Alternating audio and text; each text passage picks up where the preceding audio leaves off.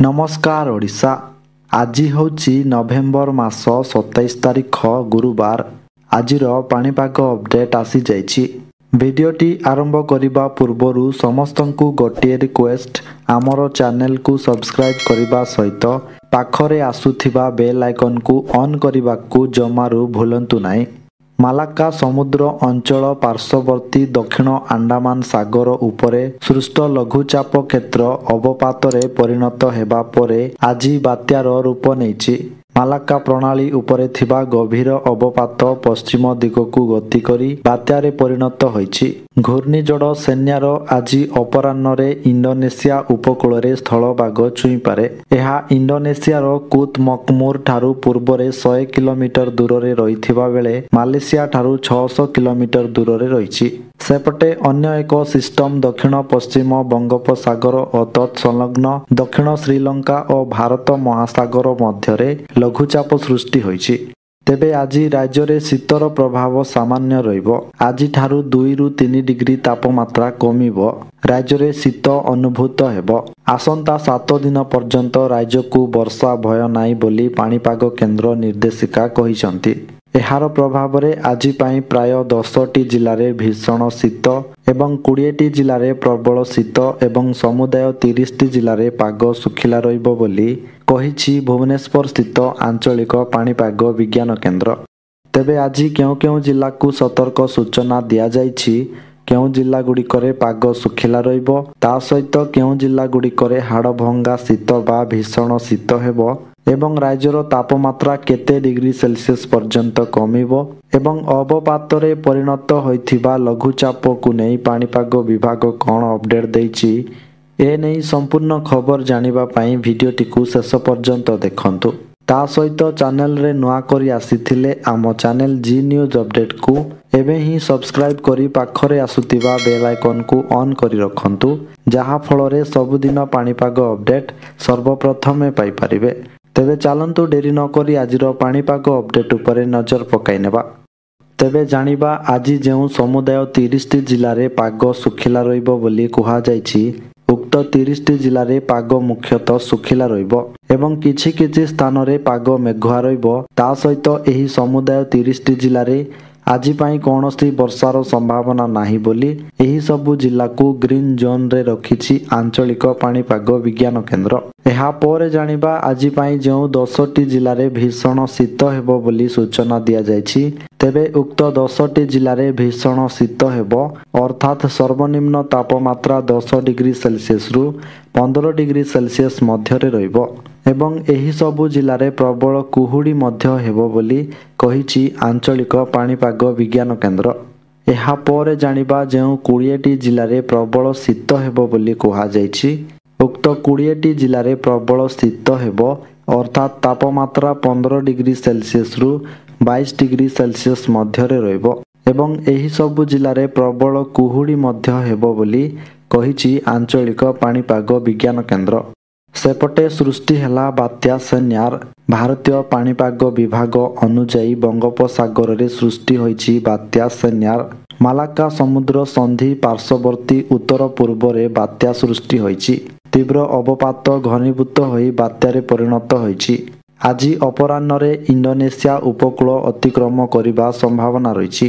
ଆସନ୍ତା 48 ଘଣ୍ଟା ସମୁଦ୍ର ତଟରେ ପିଟି ହେବ ବାତ୍ୟା। ପ୍ରବଳ ବର୍ଷା ନେଇ 4 ରାଜ୍ୟକୁ ଆଲର୍ଟ ଜାରି ହୋଇଛି।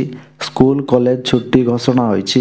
IMD ଏ ନେଇ ଏକ୍ସରେ ସୂଚନା ଦେଇଛି କି ମାଲାକ୍କା ସମୁଦ୍ର ସନ୍ଧି ଗଭୀର ଅବପାତ 6 ଘଣ୍ଟା ମଧ୍ୟରେ ପ୍ରାୟ ପଶ୍ଚିମ ଦିଗକୁ 10 କିଲୋମିଟର ବେଗରେ ଗତି କରି ଘୂର୍ଣ୍ଣିଝଡ଼ ସେନ୍ୟାରରେ ପରିଣତ ହୋଇଛି। ଆଜି ଅପରାହ୍ନରେ ଇଣ୍ଡୋନେସିଆର ସ୍ଥଳଭାଗ ଛୁଇଁବାର ସମ୍ଭାବନା ରହିଛି। ଇଣ୍ଡୋନେସିଆ ଠାରୁ ପୂର୍ବରେ 100 କିଲୋମିଟର ଦୂରରେ ରହିଛି ସେନ୍ୟାର। ମାଲେସିଆ ଠାରୁ 600 କିଲୋମିଟର ଦୂରରେ ରହିଛି। ଏକାକ୍ରମେ ପଶ୍ଚିମ ଦକ୍ଷିଣ ପଶ୍ଚିମ ଦିଗରେ ଗତି କରିବ। ଉତ୍ତର ଉତ୍ତର ପଶ୍ଚିମ ଦିଗରେ ଗତି କରି ୱେଲ୍ ମାର୍କଡ ଲୋ ପ୍ରେସରରେ ପରିଣତ ହେବ। ଏହାର ପ୍ରଭାବରେ 4ଟି ରାଜ୍ୟରେ ପ୍ରବଳ ବର୍ଷା ସମ୍ଭାବନା ରହିଛି। ତାମିଲନାଡୁ, ପୁଡୁଚେରୀ, ଆନ୍ଧ୍ରପ୍ରଦେଶ ଏବଂ କେରଳ ପାଇଁ ପ୍ରବଳ ବର୍ଷା ଆଲର୍ଟ ଜାରି ହୋଇଛି। ବର୍ତ୍ତମାନ ମାଲାକ୍କା ପ୍ରଣାଳୀ ଉପରେ ଗଭୀର ଡିପ୍ରେସନ୍ ରହିଛି। ବାତ୍ୟା ସେନ୍ୟାର ସୃଷ୍ଟି ହେବା ପରେ ପବନର ବେଗ ଘଣ୍ଟା ପ୍ରତି 60ରୁ 100 କିଲୋମିଟର ବେଗ ରହିବ। ତେବେ ବର୍ତ୍ତମାନ ଜାଣିନେବା ଆଜି ପାଇଁ ସବୁ କେଉଁ କେଉଁ ଜିଲ୍ଲାରେ ଭୀଷଣ ଶୀତ ଏବଂ କେଉଁ କେଉଁ ଜିଲ୍ଲାରେ ପ୍ରବଳ ଶୀତ ହେବ ଓ କେଉଁ କେଉଁ ଜିଲ୍ଲାରେ ପାଗ ଶୁଖିଲା ରହିବ ବୋଲି ସୂଚନା ଦିଆଯାଇଛି।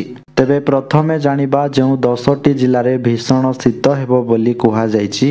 ତେବେ ସେହି 10ଟି ଜିଲ୍ଲା ଗୁଡ଼ିକ ହେଉଛି କୋରାପୁଟ, ଯେଉଁଠି ତାପମାତ୍ରା ରହିବ 14 ଡିଗ୍ରୀ ସେଲସିୟସ୍, ତାପରେ ନବରଙ୍ଗପୁରରେ 15 ଡିଗ୍ରୀ ସେଲସିୟସ୍, କଳାହାଣ୍ଡିରେ 14 ଡିଗ୍ରୀ, ତାପରେ କନ୍ଧମାଳର ଫୁଲବାଣୀଠାରେ ସର୍ବନିମ୍ନ ତାପମାତ୍ରା 14 ଡିଗ୍ରୀ ସେଲସିୟସ୍ ବା ଭୀଷଣ ଶୀତ ହେବ। ତାପରେ ଅନୁଗୁଳରେ 14 ଡିଗ୍ରୀ, ଢେଙ୍କାନାଳରେ 15 ଡିଗ୍ରୀ, ଝାରସୁଗୁଡ଼ାରେ 14 ଡିଗ୍ରୀ, ସୁନ୍ଦରଗଡ଼ର ରାଉରକେଲାଠାରେ 14 ଡିଗ୍ରୀ ସେଲସିୟସ୍ ଏବଂ ସୁନ୍ଦରଗଡ଼ରେ 15 ଡିଗ୍ରୀ ସେଲସିୟସ୍ ତାପମାତ୍ରା ରହିବ। ତାପରେ କେନ୍ଦୁଝରରେ 14 ଡିଗ୍ରୀ ସେଲସିୟସ୍ ଏବଂ ଭଦ୍ରକରେ 15 ଡିଗ୍ରୀ ସେଲସିୟସ୍। ଏହାପରେ ଜାଣିବା ଯେଉଁ 20ଟି ଜିଲ୍ଲାରେ ପ୍ରବଳ ଶୀତ ହେବ ବୋଲି କୁହାଯାଇଛି। ତେବେ ସେହି 20ଟି ଜିଲ୍ଲା ଗୁଡ଼ିକ ହେଉଛି ମାଲକାନଗିରି, ଯେଉଁଠି ତାପମାତ୍ରା ରହିବ 17 ଡିଗ୍ରୀ ସେଲସିୟସ୍, ତାପରେ ରାୟଗଡ଼ାରେ 16 ଡିଗ୍ରୀ, ଗଜପତିରେ 19 ଡିଗ୍ରୀ, ଗଞ୍ଜାମରେ 20 ଡିଗ୍ରୀ, ନୟାଗଡ଼ରେ 18 ଡିଗ୍ରୀ, ଖୋର୍ଦ୍ଧାରେ 17 ଡିଗ୍ରୀ, ପୁରୀରେ 20 ଡିଗ୍ରୀ, ଜଗତସିଂହପୁରରେ 17 ଡିଗ୍ରୀ, କେନ୍ଦ୍ରାପଡ଼ାରେ 16 ଡିଗ୍ରୀ, କଟକରେ 17 ଡିଗ୍ରୀ, ଯାଜପୁରରେ 17 ଡିଗ୍ରୀ, ବାଲେଶ୍ୱରରେ 16 ଡିଗ୍ରୀ, ମୟୂରଭଞ୍ଜରେ 16 ଡିଗ୍ରୀ, ନୂଆପଡ଼ାରେ 17 ଡିଗ୍ରୀ, ବଲାଙ୍ଗୀରରେ 16 ଡିଗ୍ରୀ, ବୌଦ୍ଧରେ 18 ଡିଗ୍ରୀ, ସୋନପୁରରେ 17 ଡିଗ୍ରୀ, ବରଗଡ଼ରେ 19 ଡିଗ୍ରୀ, ସମ୍ବଲପୁରରେ 17 ଡିଗ୍ରୀ ଏବଂ ଦେଓଗଡ଼ରେ ମଧ୍ୟ 17 ଡିଗ୍ରୀ ସେଲସିୟସ୍ ତାପମାତ୍ରା ରହିବ। ଏହାପରେ ଜାଣିବା ଆଜି ପାଇଁ ଯେଉଁ 30ଟି ଜିଲ୍ଲାରେ ପାଗ ଶୁଖିଲା ରହିବ ବୋଲି କୁହାଯାଇଛି। ତେବେ ସେହି 30ଟି ଜିଲ୍ଲା ଗୁଡ଼ିକ ହେଉଛି ମାଲକାନଗିରି, କୋରାପୁଟ, ନବରଙ୍ଗପୁର, ରାୟଗଡ଼ା, କଳାହାଣ୍ଡି, ନୂଆପଡ଼ା, ବଲାଙ୍ଗୀର, କନ୍ଧମାଳ, ଗଜପତି, ଗଞ୍ଜାମ, ନୟାଗଡ଼, ବୌଦ୍ଧ, ସୋନପୁର, ବରଗଡ଼, ସମ୍ବଲପୁର, ଝାରସୁଗୁଡ଼ା, ସୁନ୍ଦରଗଡ଼, ଦେଓଗଡ଼, ଅନୁଗୁଳ, ଢେଙ୍କାନାଳ, କଟକ, ଖୋର୍ଦ୍ଧା, ପୁରୀ, ଜଗତସିଂହପୁର, କେନ୍ଦ୍ରାପଡ଼ା, ଯାଜପୁର, କେନ୍ଦୁଝର, ଭଦ୍ରକ, ବାଲେଶ୍ୱର ଏବଂ ମୟୂରଭଞ୍ଜ। ତେବେ ଦର୍ଶକ ବନ୍ଧୁ, ଏହା ଥିଲା ଆଜିର ସମ୍ପୂର୍ଣ୍ଣ ପାଣିପାଗ ଅପଡେଟ୍। ତେବେ ଆପଣମାନେ କେଉଁ କେଉଁ ଜିଲ୍ଲାରୁ ଦେଖୁଛନ୍ତି ଓ ଆପଣଙ୍କ ଜିଲ୍ଲାରେ ପାଗ ଓ ଶୀତର ପ୍ରଭାବ କିଭଳି ରହିଛି ଆପଣମାନେ କମେଣ୍ଟରେ ନିଶ୍ଚୟ ଜଣାନ୍ତୁ। ତା ସହିତ ସବୁଦିନ ଏମିତି ପାଣିପାଗ ସମ୍ବନ୍ଧିତ ଲାଟେଷ୍ଟ ଅପଡେଟ୍ ଜାଣିବା ପାଇଁ ଆମର ଚ୍ୟାନେଲ ସହିତ ଯୋଡ଼ି ହୋଇ ରୁହନ୍ତୁ। ଆଉ ଭିଡ଼ିଓକୁ ଗୋଟେ ଲାଇକ୍ କରି ଅନ୍ୟମାନଙ୍କ ସହିତ ସେୟାର କରନ୍ତୁ, ଯାହାଫଳରେ ସେମାନେ ମଧ୍ୟ ପାଣିପାଗ ଅପଡେଟ୍ ପାଇପାରିବେ।